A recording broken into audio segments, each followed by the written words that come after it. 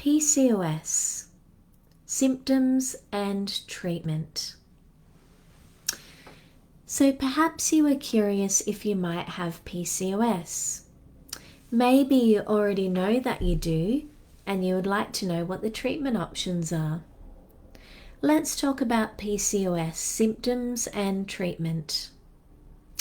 Hello, I am so thrilled to be here. For those of you that don't know me, my name is Michelle Cooke and I'm a period and hormone naturopath, a natural fertility educator and a naturopathic emotional release practitioner. And I help women struggling with their menstrual cycles have easy, pain-free periods, hormone balance and emotional well-being.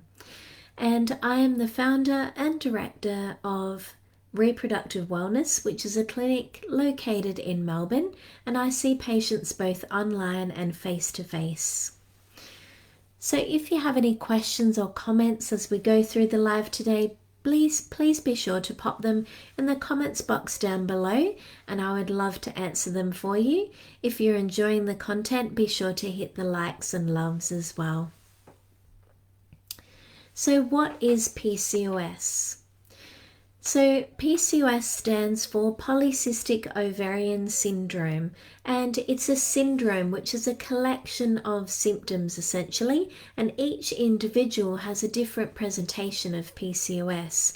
It is a metabolic condition, and it's also a multiglandular condition, a multiglandular endocrine or hormone type of disorder that affects more than just the ovaries, so just remember that. And it's thought to be prevalent in 1 in 7 women.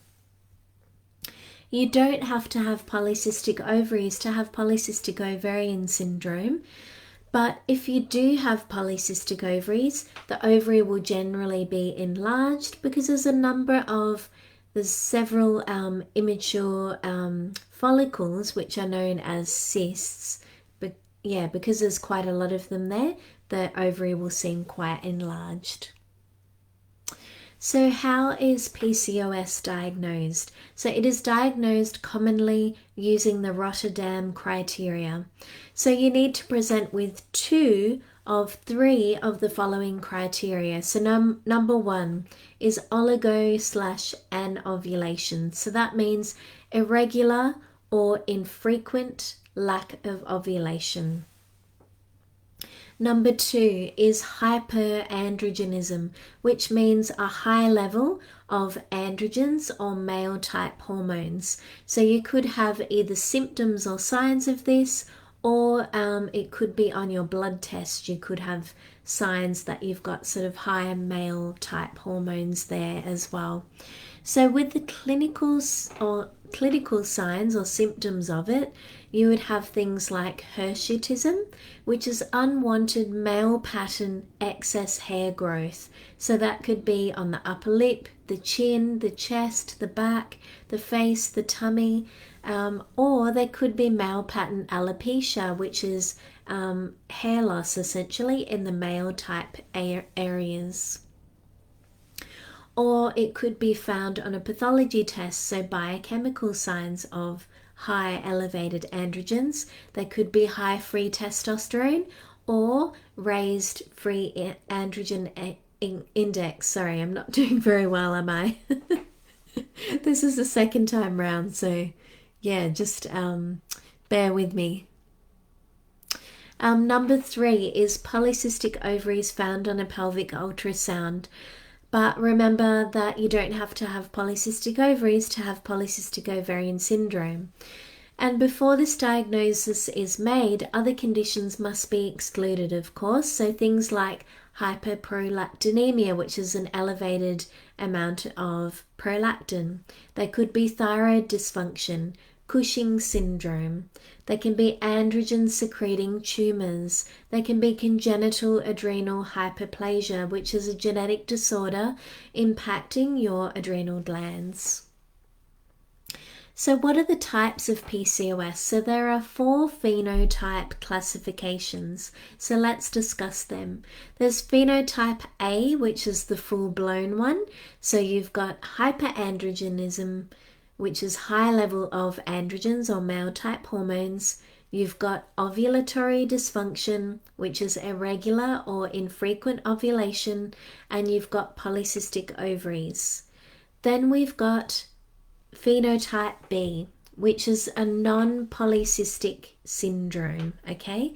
So you've got the hyperandrogenism, which is the elevated androgens or male type hormones, and you've got ovulatory dysfunction. So there's irregular or infrequent ovulation. Then you have phenotype C, which is the ovulatory type of PCOS. So you've got hyperandrogenism, so you've got high androgens, whether that be symptoms or signs on your blood test of high male type hormones, and you have polycystic ovaries. Then we've got phenotype D, so that's the non-hyperandrogenic type of PCOS. So in that case, you've got ovulatory dysfunction, so you've got irregular or infrequent ovulation, and you've got the polycystic ovaries. So there's 4 different types of PCOS. So there's insulin resistant PCOS, which is the most common one that's seen. And insulin has basically gone on strike and it's no longer able to keep glucose in check. And it results in high androgens or male type hormones. And FYI, normally insulin will give glucose a piggyback into the tissues where it's needed by the cell for energy production. But in this type of PCOS, it stops doing that. So this is allowing glucose to actually increase in the bloodstream, which isn't a good thing at all. The second type is the adrenal PCOS. So this is quite a rare type, but it is another type nonetheless. So that is when there is high DHEA, which is a type of adrenal hormone, but it's also a male hormone as well. But there could be, in this case, there could be normal testosterone and androstenedione, but you've just got that higher DHEA. And generally, you'll be feeling more stressed if you've got that type. Inflammatory PCOS, that's the third type. So that is when there's a chronic low-grade type of inflammation, and this stimulates the ovaries to produce more testosterone or male type hormones. And the final type is number 4, so post-pill PCOS. So this occurs after stopping the pill, and generally it's temporary, it's not a permanent thing. It's just because of the withdrawal symptoms in regards to the synthetic hormones that you've been taking. Now let's cover the symptoms and signs of PCOS. So this will vary according to which type of PCOS that you have. So you might not necessarily have all of these symptoms, you might have a select few of them, okay?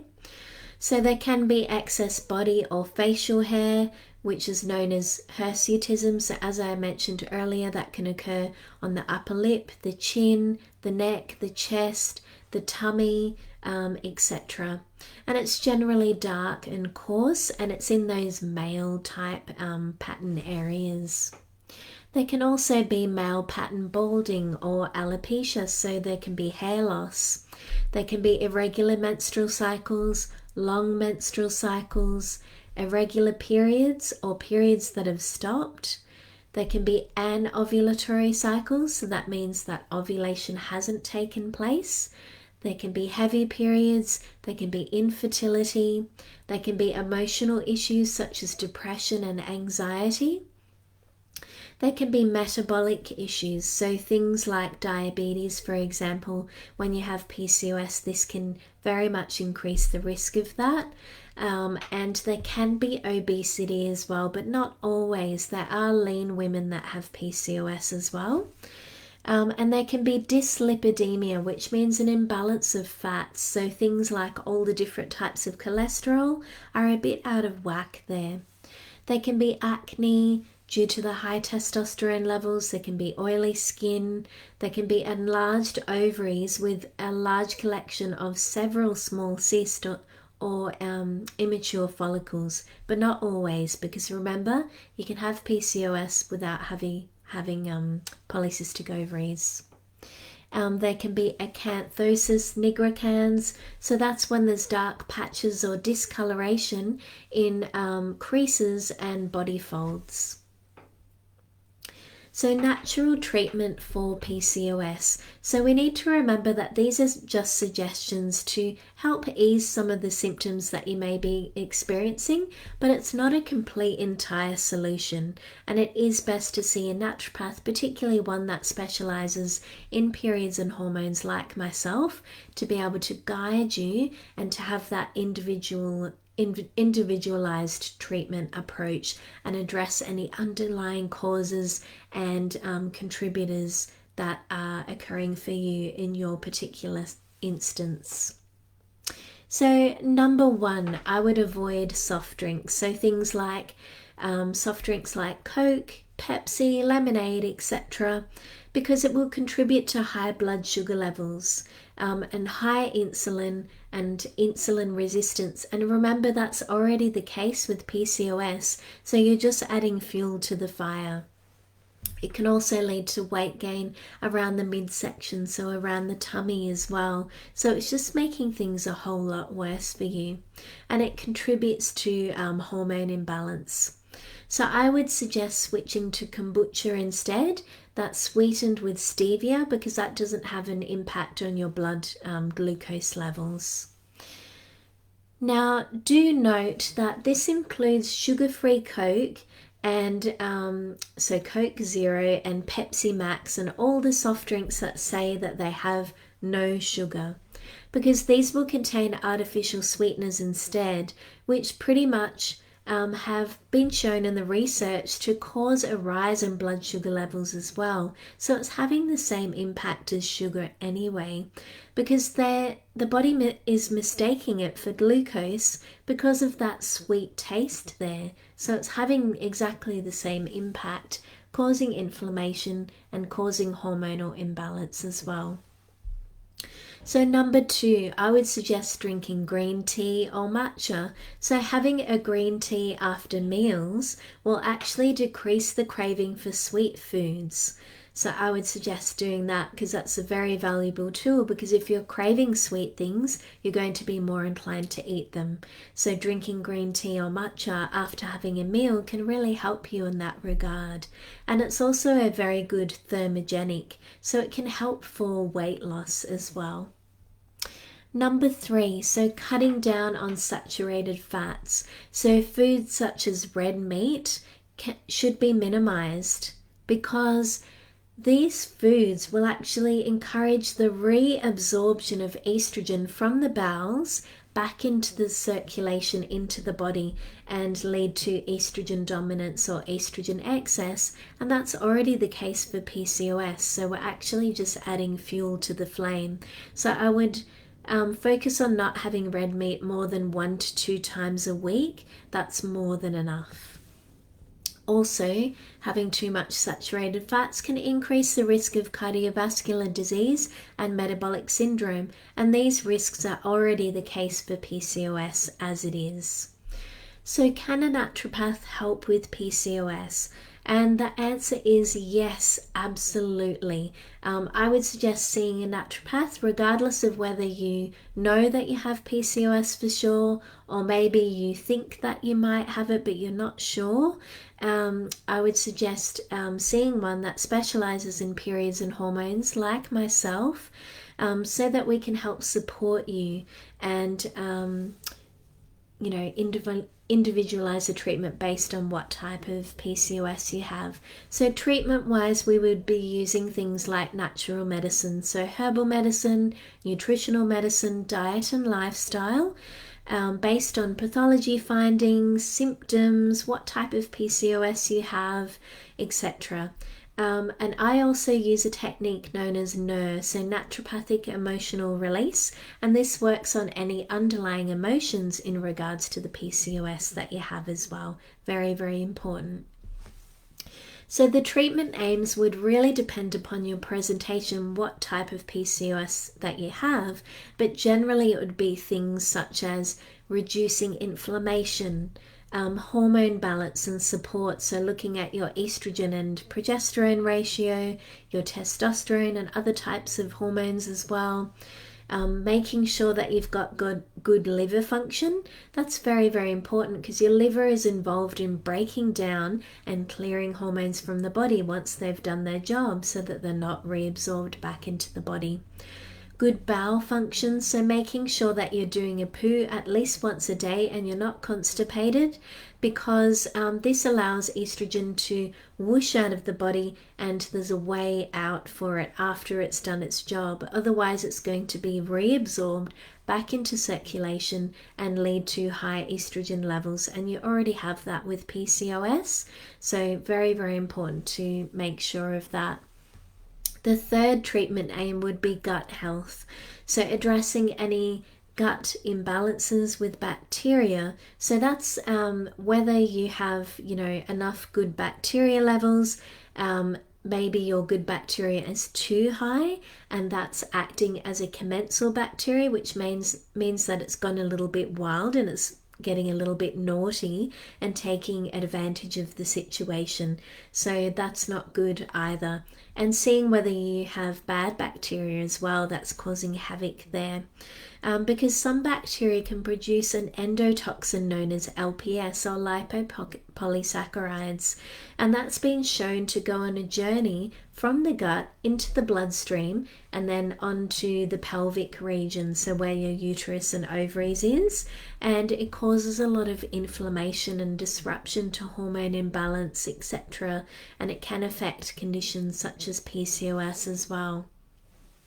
The fourth type of treatment aim would be, of course, looking at blood sugar and insulin regulation, so glucose and insulin regulation with diet, lifestyle, herbal medicine and nutritional medicine. Diet and lifestyle have such an important role to play in PCOS. It can't be underestimated. In terms of assessment, so it would be looking at things like nutritional deficiencies in your pathology, looking at hormone imbalance, so looking what your estrogen's like, your progesterone, your testosterone, what your thyroid hormones are like, your pancreatic hormones, so glucose and insulin, your adrenal hormones, so things like cortisol and DHEA, for example. We would be assessing for gut health as well, so looking at microbiome testing for your large bowel, so seeing if there's an imbalance of good and bad bacteria there. Is your good bacteria high or low? Is there inflammation there? Is there things there that would be contributing to your hormone imbalance and your PCOS? And there's quite a lot of research now that shows that women with PCOS typically have dysbiosis, which means an imbalance of bacteria in the gut. So very, very important to look there, because inflammation causes hormone imbalance, and if there's not a good healthy bacteria or microbiome there, that causes issues with estrogen, because there's a special family of bacteria in the gut known as the estrobolome, and this actually regulates estrogen levels. So really, really important to keep the gut happy. And if indicated, it may involve SIBO testing, so testing the small bowel to see if there's an overgrowth of bacteria there, because that can also cause a lot of inflammation, and that LPS toxin I was talking about, which causes hormone imbalance and PCOS symptoms as well.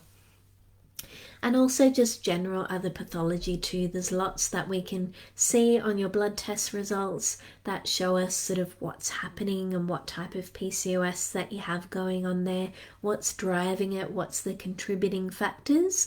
So these are all things that we would be looking at. Are there any questions just before I go? So if you're a bit shy, that's okay. You can always send me a DM or PM, or if you think of it later, you can pop it in the comments box down below.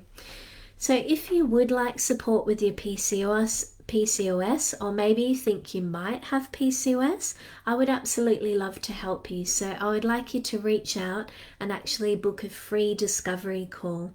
So if you're watching on Facebook, I'll pop the link down below for you.